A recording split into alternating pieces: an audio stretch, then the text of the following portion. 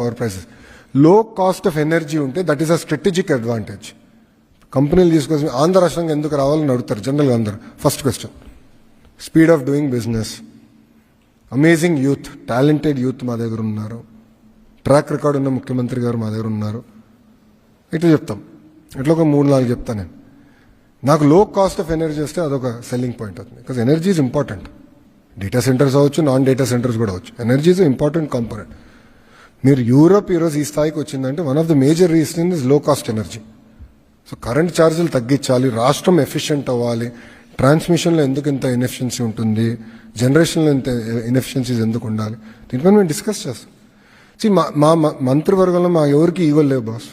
మీరు చూసారు లేదు, మేము అందరం క్యాబినెట్ మీటింగ్ ముందర మేము అందరం బ్రేక్ఫాస్ట్ ఇదే రూమ్లో బ్రేక్ఫాస్ట్ చేస్తాం, అందరం కూర్చుంటాం, మాట్లాడుకుంటాం, ఓపెన్గా డిస్కస్ చేస్తాం.